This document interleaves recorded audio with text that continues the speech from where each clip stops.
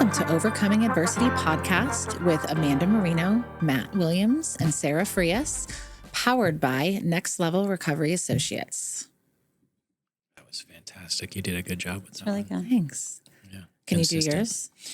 Overcoming Adversity, an addiction and mental health podcast powered by Next Level Recovery Associates. Matt's is much cooler You than didn't do mine. the... Thank you. Appreciate it. Thank you. You like that part?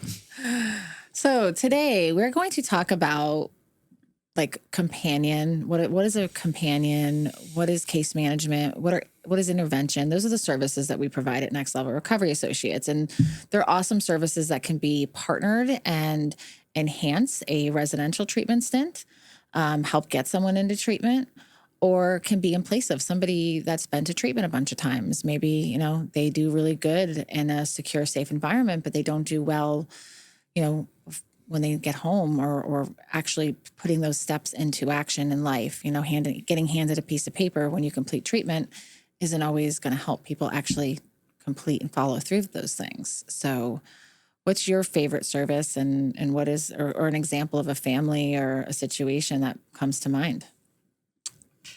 Either one of you. I'll go. I think case management, honestly, because case management can be included with coaching. It can be included with companion.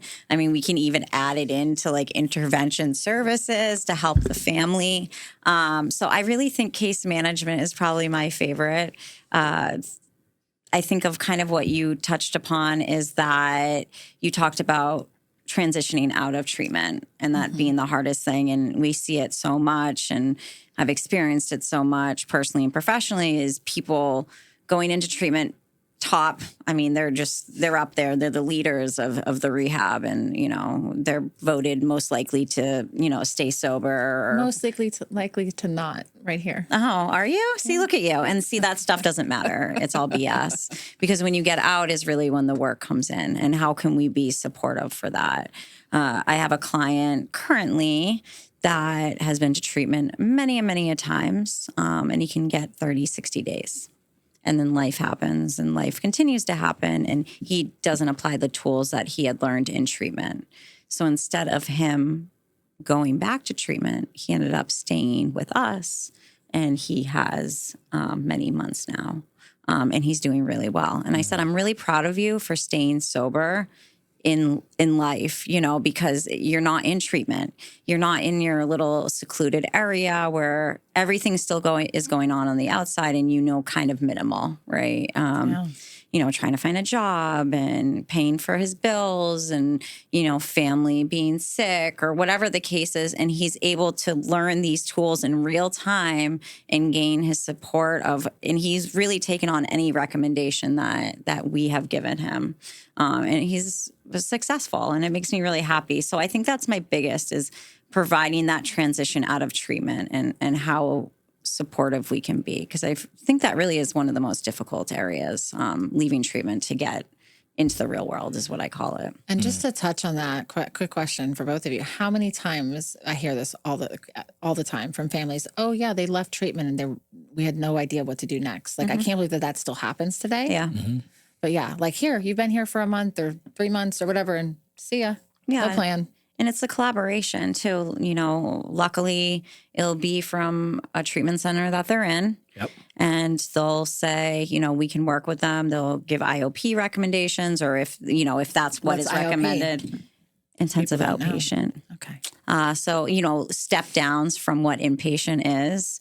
And that way we can collaborate with everybody. So we had someone recently that got out of treatment and decided she didn't want to do IOP anymore and didn't want to do this. And there was that collaboration, with the family and with the clinical team, us and whoever else was there to try to, get her back on track. It's like insurance on your investment of your time and your money and resources for your loved one in treatment is to follow up with case management. I agree. Yeah. What about you? I think the coaching aspect is something that I really enjoy, and everyone's different, but meeting them where they're at, we talk a lot about that.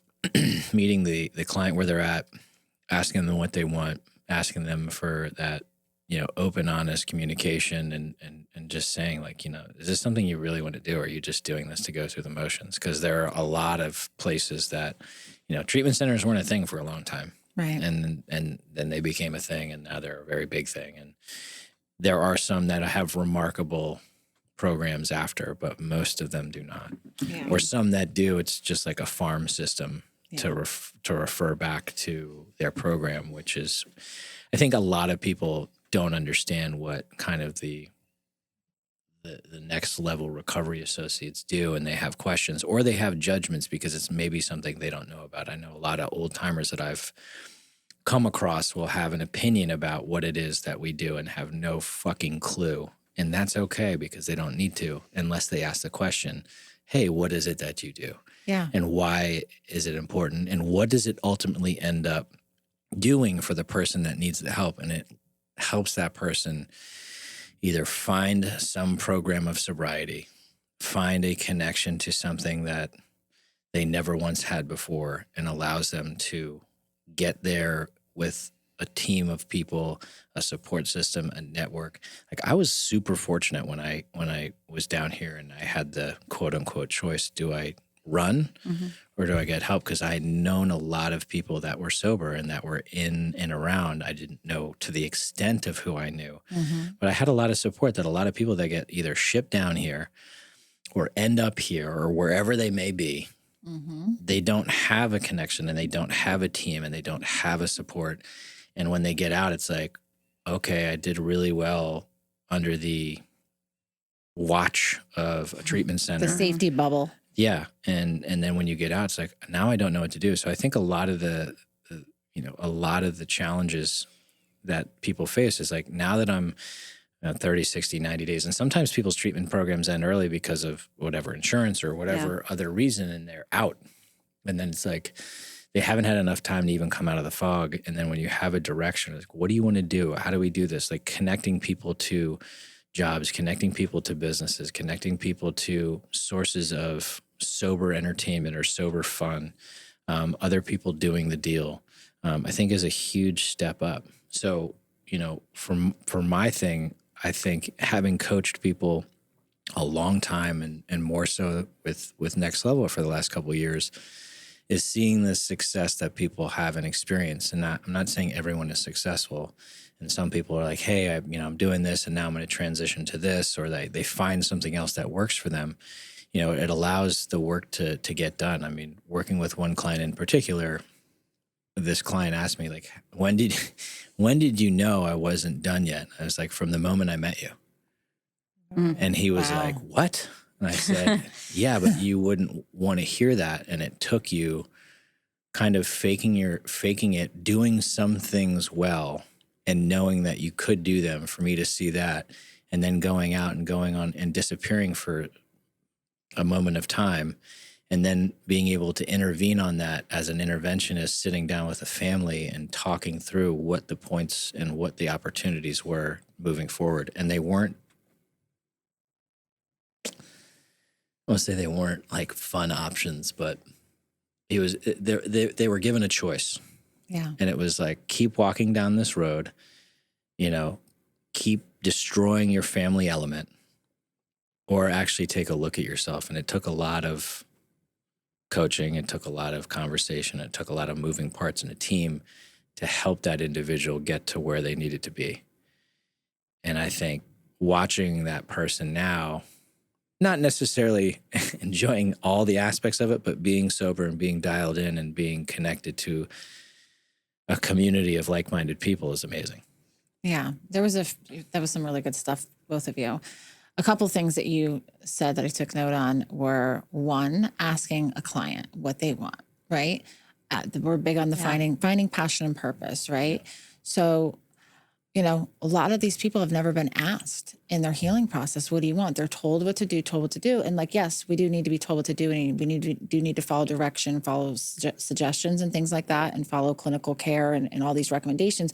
But what do you want to do is something that is so empowered. I've asked people before, have you ever been asked that? And they're like, nobody's ever asked me that. Like, right. Even one of our clients that has been through so many treatments and so many things, no one's ever asked her what she wants. And she felt empowered.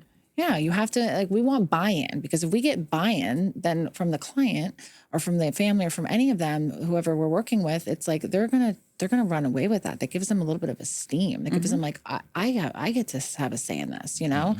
And another thing I heard you say is, you know, coaching, case management, interventions, all this stuff is not a program, right? This is not a recovery program. This is with psychiatrists, psychologists, professional trained coaches.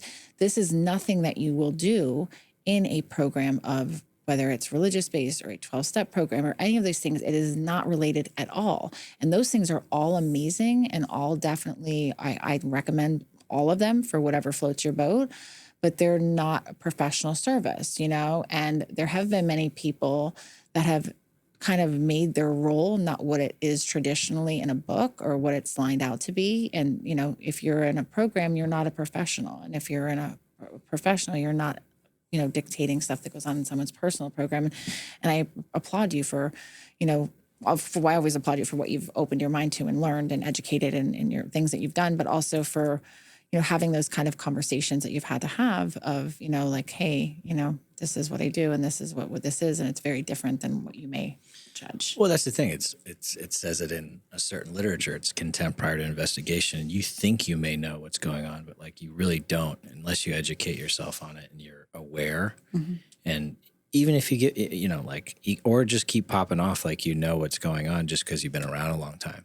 Yeah. You know, things have changed. Like my eyes opened. I didn't necessarily agree in getting another certification in this field with what was said to me because it went against how I got my, I went against the program and how I went through certain things. But I had, like you said, it's like you have to open your mind because if it can allow someone to eventually get a life beyond what they thought possible, then why not do it? Right. And success, like we talked a little bit about success, like what success looks different to all the people we work with, right? Success isn't about just like going to like what it used to be, which was like going to a great college and getting a great job and doing these things and checking all these boxes. That's not what we're looking at for success, right? We're looking at like, is someone's life getting better? Are they participating in relationships better? Are their health improving? Are they, you know, loving themselves a little bit more today? Like, are they finding things that they enjoy doing and passionate about? That's what we're looking at as success. Like, you know, success is not that old stereotypical thing for us in the work that we do, you know? And, you know, for me, my favorite would be when we get a family that comes to us that like does the whole deal. Like we get to work with them from the beginning, do an intervention. We get to work with the family while they're in treatment and build rapport and stay in touch with them when they're in treatment. Then we get to do long-term case management after, and then maybe have some companion or, you know, whatever it is, and get to work with a team. Like that's the most, like when I get to see the beginning picture till the, you know, to the, okay, we actually don't, we're done on our end. Like then the family's like, no, we don't want to stop. No, it's time for us all to move on. And we titrate down slowly. You know what I mean? We don't just like kick, now like we'll go from a few times a week or 24/7 to a few times a week to, you know, once a week to, you know, just, and we titrate them down so that they're successful on their own. We don't want them to stay with us forever. That's not, we want to create lasting change and move on. Yeah, no, we've definitely had those clients where it's just like, you know, we've had that conversation like, they're good. Yeah. Like they have a job. We were talking about this the other day. They have a job. They're living on their own. We can always just stay in touch. And I know there will be fear for the family because of the, I don't want to say lack of accountability, but at some point they have to live, quote unquote, a normal life and like not have somebody watching over them. But even with some of the clients that have come through and just like reaching out or running into them, like, how you doing? How's everything going? You've been doing this? Awesome. Really glad to hear it. And they don't hear those kind of things. You know, working with one guy that's coming up on a certain amount of time. And I was like, this is really big. Yeah. And oh, well, yeah. I'm like, no. This is really big because let's take a step back. When I met you, you were here and almost not on the planet permanently because of what you were doing. Yeah. And now you have a job, you're big wins doing like what quote unquote normal things that you were never doing before. And it's a, you know, and it's like, I'm almost saying it to myself. It's like, it's a big fucking deal. Yeah. To celebrate these little wins, The little wins or are the these big things wins. that don't seem like society might be like, well, that's what you should be doing normally. Well, not if you were a raging drug addict and alcoholic and couldn't get out of your own way. Yeah, totally. Right. Yeah, we get to see some. I mean, we deal with some definite challenges and hurdles, and it's like sometimes there's like a bunch of crises going on at once. So we get to see some beautiful miracles, and you know, with people with mental health struggles, with people with addiction, with people with eating disorders, with trauma, with all these different things, and you know, not everybody, like you said, there weren't treatment centers before, right? Like not everybody needs treatment, and many people have been treatmented out. Right. So like when they come to us, like I love to, when we get to work with a team of professionals and be like, okay, this is what's going on. Like, this is what they've done. This is asking them what they want to do and creating a whole plan for them. And it works a lot of the time. I mean, sometimes they need a higher level of care, whether it's short term or long term or whatever. But, you know, it's very helpful, either the services of case management and coaching and companion and all these things and intervention, you know, either complement treatment well or can be something that's different, trying something different. What have they not done? What has worked for them in the past? What do they like to do? What do they think, no, I never want to do that kind of clinical work again. Like that doesn't work good for me. Like I got triggered or whatever it is, you know? So it's pretty beautiful to witness. Yeah. I was going to say, that's usually the first call, especially if I am lucky to speak with the client, is like, who are you? What do you like to do? Is there something that you like to do prior to, you know, your substance use disorder or the mental health, whatever the case is, eating disorder, and just trying to find out who they are. And I think that what I love to do, and I will say, the people that you're going to be with, say the client is going to have a coach or the client's going to have a companion or the interventionist even. I feel like I have this like special thing where I can just pick the right people to fit in there. I find out what hobbies they like. You know, obviously all of our contractors that we work with are in recovery, but what else? Not all, most. Or have some kind of training. 95%. 95%. Okay. 95%. Most of them are. But what else do they like to do? Like what hobbies, what interests? And I think that is really important to bring that in. It's definitely new for most people. A lot of people just go into treatment and they have, you know, a roommate and are told what to do. But with this, we can make it our own and we can do whatever is needed to help them get to where they need to be. Yeah, and the sky's the limit. Like, you know, like when I had the, you know, my little goal list for my first, you know, goal list in recovery, boy, I surpassed that thing. I thought I was thinking big, you know. I remember being like 200 pounds and telling my sister, I'm going to run a half marathon. And she cracked up laughing at me. And bitch, I ran too. Yeah, you did. But just like even like then, like I thought I was like, whoa, this is like outlandish kind of goals. Like, am I really serious? Thinking like I could get a bachelor's degree. Like my brain cells are fried. But like all those things that I put out to do, then I'm like, all right, now what? Yeah. Because we can only see so far ahead, and like all the stuff that we do to ourselves and all the things that we've gone through really don't give us a clear vision. And when we work with a team of professionals that all communicate, like how many people pigeonhole their therapist over here and their psychiatrist? So the psychiatrist doesn't know that the medication's changing. The therapist doesn't know that psychiatrists change the meds, and then they don't know that there's trauma coming up. But so I love that we can wrap up like the life skills part with the coach and the passion and the purpose with the clinical care and the clinical healing with the therapist, and then the medication things, and then if there's the family coach, and then, you know, just all these different pieces, that dietitian, if there's some food issues, like all these things that we get to put together. It's just like it's fun. Yeah, it is fun. I agree. It's fun, and we get to be creative, and we don't look at any single case like they're the same as the other one. And same thing with interventions, like asking people, like we said before, you know, what do you do to take care of yourself, and opening that door. I have a mom. She was my first intervention on my own. Wow. It was me and Mark. Somebody referred to me, not that I did with like somebody else or with a group. And in her process of helping her teenage son get through his struggles, she ended up finding out that she had her own struggle. And she went to intensive outpatient for something outside related with her mental health. And she now, like, you know, runs like all kinds of family groups, and it helped uncover things in her that she had no idea she was even going to get into. That's amazing. You know? And so when you get to see things like that, just like, yes, you know, that's why we do what we do. Yeah, absolutely. Healing the generational trauma. Yes. I've definitely done that. That shit goes back generations. Forever. Yeah, forever. Yeah. So if someone does have questions about any of these services, you can reach out to any one of us because it's something that we do obviously with for our living and what we do for our livelihood. And we're just very enmeshed in it. But like if there's someone with resources, with no resources, with insurance, no money, just a question, like anything, just direct message one of us because that's what we're here to do. You know, like someone can call me with anything and I'm always going to point you in some kind of direction, whether it's with Next Level or if it's whatever you're looking for, a therapist in some other state. I'll ask somebody I know there or just any questions.